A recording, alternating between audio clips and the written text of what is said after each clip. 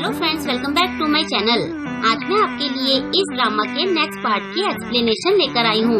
तो चलिए कहानी की शुरुआत करते हैं। कहानी में आगे हम देखते हैं कि हेजिन और ली दोनों कैरियोके में पहुँचते हैं।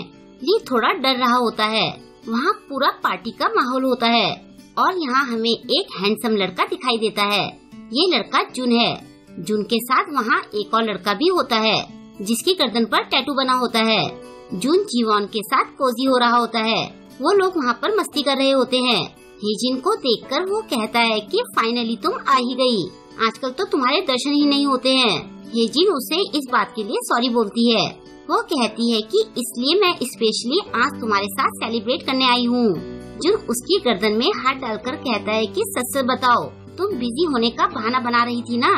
उसे हेजिन के इतने करीब देखकर ली भड़क जाता है। वो उस पर चिल्लाते हुए कहता है कि हेजिन से अपना हाथ दूर करो। भले ही तुम हमारे सीनियर हो, लेकिन तुम्हारी ये बदतमीजी मैं बिल्कुल बर्दाश्त नहीं करूँगा। हेजिन मेरी गर्लफ्रेंड है। लेकिन ये सब बातें वो इमेजिन कर रहा होता है। गुस्से से उसके हाथ कांप रहे होते हैं। उधर जुन हेजिन से कह रहा होता है कि मुझे लग रहा है कि तुम मुझे अवॉइड कर रही हो। हेजिन चुपके से ली का हाथ पकड़ती है। ये देखकर ली चौंक जाता है। फिर हेजिन जुन से कहती है कि तुम्हें कैसे पता चला कि मैं तुम्हें पसंद नहीं करती हूँ। ये सुनकर ली हंसने लगता है। साइड से जीवॉन जुन को कहती है कि तुम हेजिन से पंगे मत लो, एंड में तुम्हारी ही हार होगी।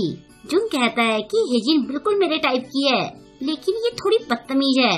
वो हेजिन को धक्का देकर अलग करता है और फिर वो जीवॉन को छेड़ते हुए कहता है कि तुम्हारे जैसा कोई नहीं है। ये सुनकर जीवॉन खुश हो जाती है। हेजिन जुन से कहती है कि तुम कब अपना बचपना छोड़ोगे। तभी जीवॉन हेजिन से कहती है कि तुम इस लूजर को अपने साथ क्यों लाई हो। जुन पूछता है कि ये कौन है। ली उसे हेलो कहता है।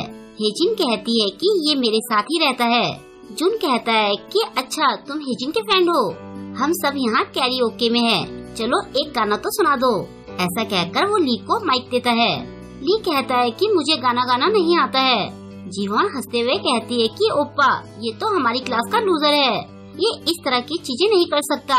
जुन कहता है कि क्या तुम अपने सीनियर के लिए एक गाना तक नहीं गा सकते हो। फिर वो बाकियों से कहता है कि तुम लोग चुपचाप क्यों बैठे हो, देख नहीं रहे हो कि ये गाना गाने वाला है। ये सुनकर बाकी लोग तालियां बजाने लगते हैं। ली हड़बड़ा जाता है। जुन कहता है कि क्या तुम अब भी नहीं गाओगे। ली को कुछ समझ नहीं आता। तभी फिर से हेजिन उसका हाथ पकड़ लेती है। वो चौंक कर उसे देखता है। हेजिन खड़ी होकर कहती है कि अचानक से मेरा मन एक गाना गाने को हो रहा है। मैं इसके साथ गाना गाऊंगी। जीवॉन हंसते हुए कहती है कि ये हुई ना बात। जुन भी हंसते हुए कहता है कि यही तो मैं भी चाहता था। ली धीमी आवाज में पूछता है कि तुम किस गाने की बात कर रही हो। हेजिन कहती है कि अब तुम मेरा मूड खराब मत करो। जैसे तैसे हमें इससे निपटना होगा। जैसे जैसे मैं गाऊंगी तुम भी वैसे ही गाना। इसके बाद हेजिन गाना शुरू करती है और ली भी उसके साथ गाने लगता है। वो दोनों साथ में गाते हुए बहुत खुश लग रहे होते हैं। जीवॉन तो उनको देखकर हंस रही होती है, लेकिन जुन के दिमाग में तो कुछ और ही चल रहा होता है। गाना खत्म होने के बाद जुन उनके लिए तालियां बजाता है। जुन ली से कहता है कि तुम बहुत प्यारे लग रहे थे। आखिर तुम गाना क्यों नहीं गाना चाहते थे। ली कहता है कि ऐसा कुछ नहीं था। हेजिन उन्हें देख रही होती है तो जीवॉन उसे छेड़ते हुए कहती है कि क्या बात है, तुम्हारा ध्यान तो ली से हट ही नहीं रहा है। एक बार के लिए तो मुझे लगा था कि तुम दोनों डेटिंग कर रहे हो। हेजिन कहती है कि तुम ये कैसी अजीब सी बातें कर रही हो। वैसे मुझे नहीं लगा था कि ये लूजर इतना अच्छा गा सकता है। इसके बाद हेजिन और जीवॉन दोनों वॉशरूम चली जाती हैं। उनके जाने के बाद जुन ली से पूछता है कि तुम दोनों के बीच में क्या चल रहा है। ली कहता है कि तुम किस बारे में पूछ रहे हो। जुन गुस्सा होते हुए कहता है कि मैं तुम्हारे और हेजिन के बारे में पूछ रहा हूँ। वो पूरे टाइम तुम्हारे साथ रहती है और इसलिए वो मुझसे मिलने नहीं आती है। जुन अपने साथ वाले से कहता है कि क्या तुमने इसको ध्यान से देखा था। जब ये हेजिन के साथ गाना गा रहा था तो इसका पूरा ध्यान हेजिन पर था। दूसरा लड़का जुन से कहता है कि अगर वो किसी को पसंद करता है तो इसमें क्या गलत है। देखो वो बेचारा कितना डर गया है। जुन ली से पूछता है कि क्या तुम दोनों डेट कर रहे हो।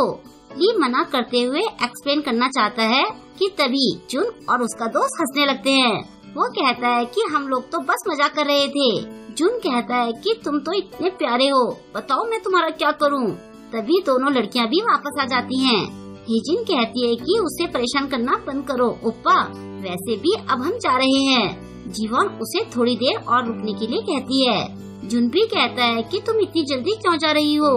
हेजिन कहती है कि मैं तो बस तुम्हें बर्थडे विश करने आई थी, हम लोग नेक्स्ट टाइम मिलेंगे। फिर वो ली से घर चलने को कहती है। ली सबको बाय बोलता है, फिर वो दोनों चले जाते हैं। उनके जाने के बाद जुन का मूड कुछ ठीक नहीं लग रहा होता है। बाद में बाहर हेजिन ली से कहती है कि आज तुमने बहुत अच्छे से बिहेव किया, तुम्हें उन दोनों सीनियर्स के साथ काफी परेशानी हुई होगी। ली कहता है कि वैसे तो मुझे गुस्सा आ रहा था, लेकिन तुम्हारा हाथ पकड़ते ही सब ठीक हो गया था। वैसे तुमने मेरा हाथ क्यों पकड़ा था? ये सवाल सुनकर हेजिन हड़बड़ा जाती है। ली कहता है कि मैं तो घबरा गया था।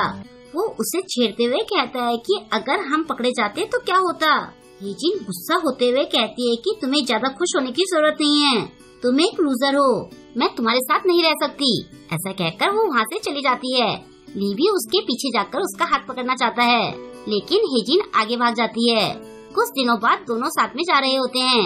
हेजिन बाहर घूमने जाना चाहती है, लेकिन मौसम खराब होने की वजह से उसका मूड ऑफ हो जाता है। ली कहता है कि नेक्स्ट वीक से तो एग्जाम होने वाले हैं। हेजिन पूछती है कि आज तुम क्या कर रहे हो। वो कहता है कि मैं तो फ्री हूँ।